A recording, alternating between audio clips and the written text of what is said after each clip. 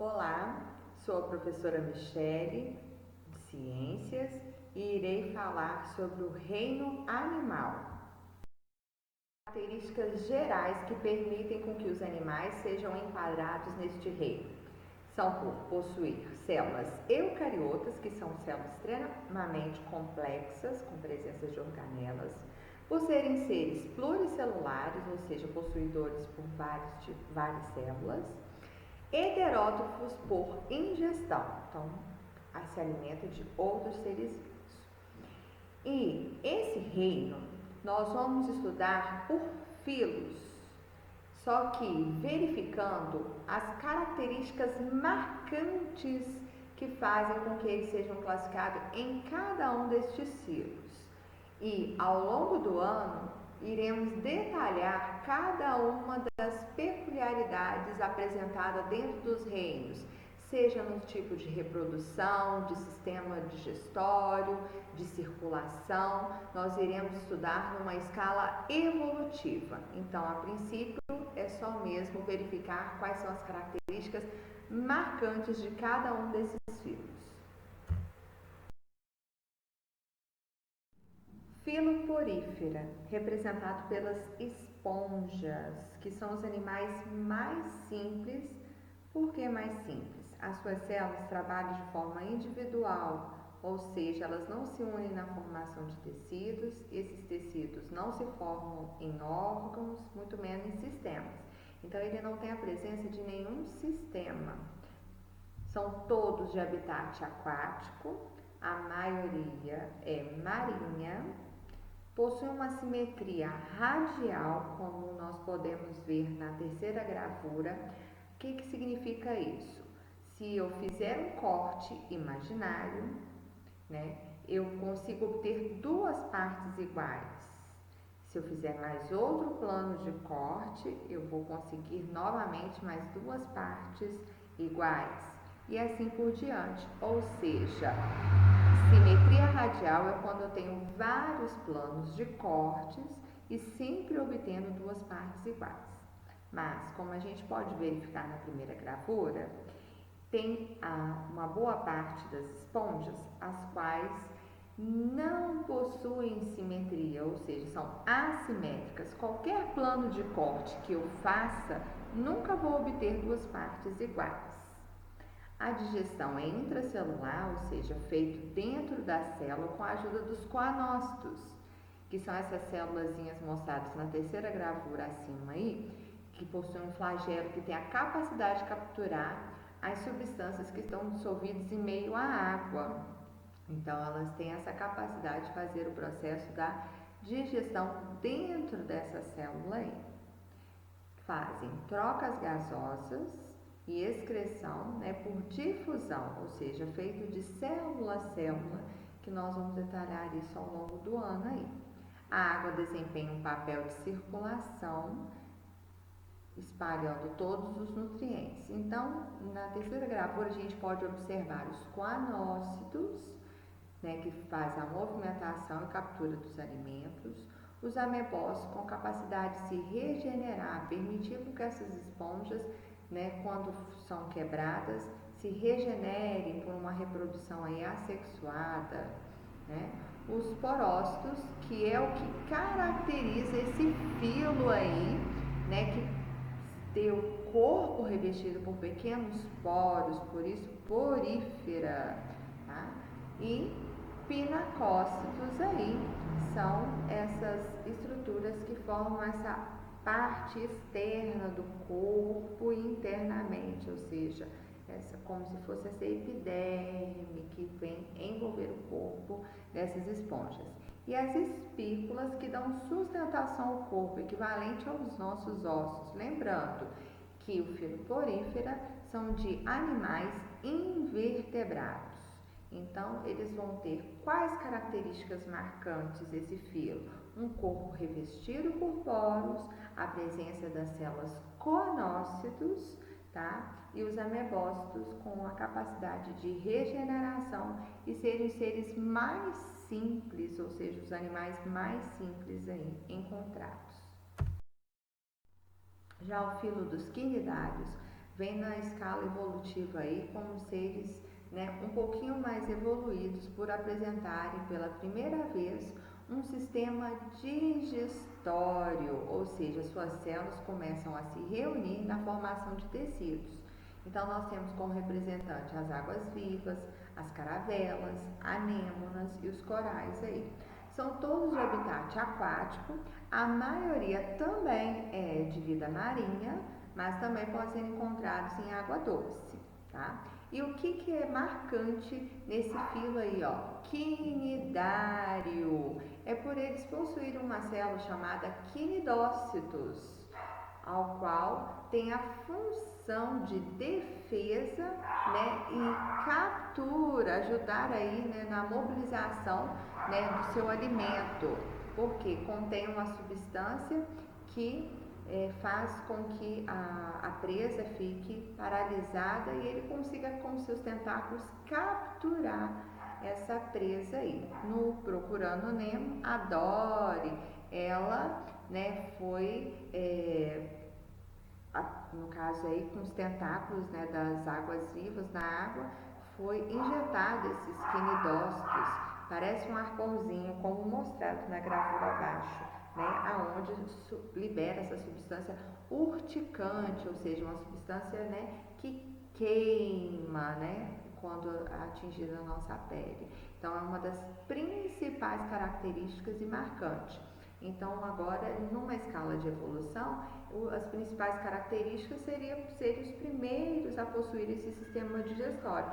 Mas ainda o sistema digestório incompleto. Que é o significado disso? Que só possui a presença de boca, não tem a presença do ânus. Então, o sistema dele de digestão, parte é realizado dentro da célula, que é o chamado intracelular, e outra parte extracelular, que é nessa cavidade, né, digestória que eles vão apresentar pela primeira vez aí. Né? Possui uma respiração ainda feita, né, de célula a célula, um sistema nervoso simples, né, pela primeira vez com a presença de neurônios aí espalhados por todo o corpo, um sistema excretor ainda simples feito de célula a célula e apresenta uma simetria radial, ou seja, né, vários planos de corte na obtenção de duas partes iguais. Então, as principais características marcantes desse filo é a presença dos quinidócitos, que são células, né, que paralisam, e as demais estruturas aí a gente vai ver ao longo do ano. Filo dos plateumintos. Então, são conhecidos como vermes de corpos achatados. Essas que são as características marcantes aí. Né? Então, apresentam vida livre, no caso da planária, ou parasita, como o xistossoma e a tênia.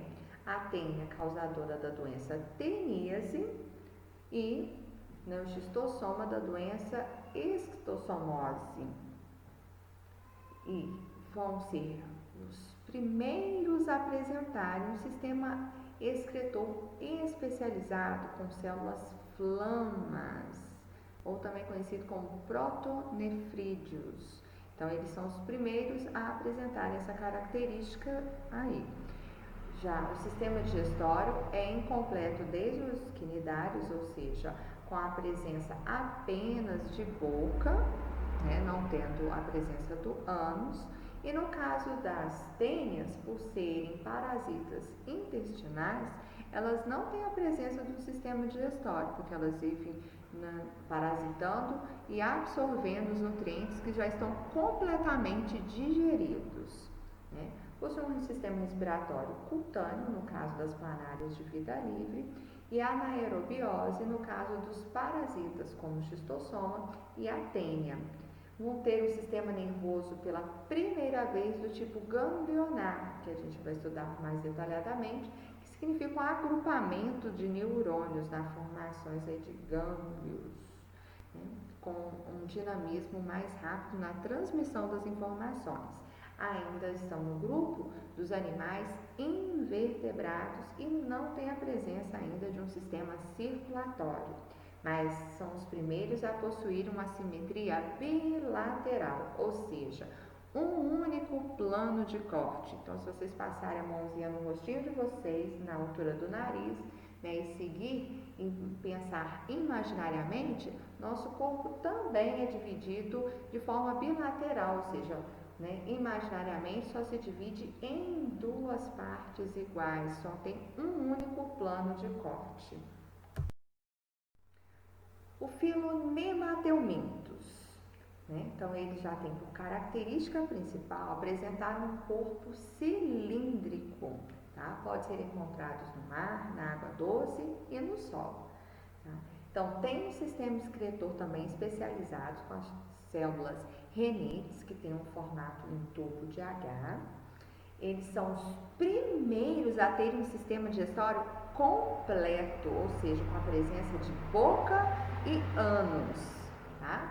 Respiração aí pode ser cutâneo ou anaerobiose, né, nos endoparasitas, ou seja, aí, que a gente vai ver que eles também são causadores de muitas doenças aí, como ascaridizes, que é causada pela lombriga, o amarelão, oxiurose, filariose, ou também conhecido como elefantise, e o bicho geográfico. Então, eles são causadores de muitas doenças em seres humanos aí. Eles têm um sistema nervoso ganglionar, tá? Uma reprodução sexuada, passando por fases de larva aí, tá ok? Então, a principal característica marcante desse filo vai ser pela presença de um corpo cilíndrico e aos tipos de doenças em que eles podem causar aos seres humanos. Filo Annelídeo tem por característica apresentar o corpo segmentado, ou seja, o corpo em anéis, por isso chamado anelídeos. Tem o sistema excretor por nefrídeos, ou seja, a apresentação aí de rins primitivos, a primeira formação aí de filtração de substâncias tóxicas ou que estejam em excesso no organismo. Tem um sistema digestório completo, ou seja, presença de boca e ânus, e nos oligoquetas, que são as minhocas, a presença do tiflossório, que é uma estrutura que ajuda no processo de trituração. Apresenta um sistema respiratório cutâneo, no caso das minhocas, que são de ambientes terrestres, e branquial, no caso dos nereides e das sanguessugas, que são de ambientes aquáticos. O sistema nervoso ainda é ganglionar ventral, né? O sistema circulatório, agora pela primeira vez em todos os animais invertebrados que nós estamos mostrando, eles são os únicos a apresentarem um sistema do tipo fechado, juntamente com os cefalópodes, que será o próximo grupo que nós iremos estudar. A reprodução é assexuada em determinados indivíduos e outros sexuados. Não tem um sistema esquelético, pois são animais invertebrados, e são divididos em 3 classes de acordo com a presença ou ausência de cerdas que estão presentes nesses segmentos dos seus corpos. Então, quando se diz classe oligoqueta, ou seja, oligo, poucas cerdas, quetas, significado de cerdas. Então, nós temos um exemplar clássico, que são as minhocas. Classe poliqueta, muitas cerdas, né, em cada um desses anéis aí, que são os nereides. Já a classe aqueta, negação, quer dizer que não tem a presença dessas cerdas, que são as sanguessugas, muito utilizados aí na medicina chinesa, né, para pressão alta.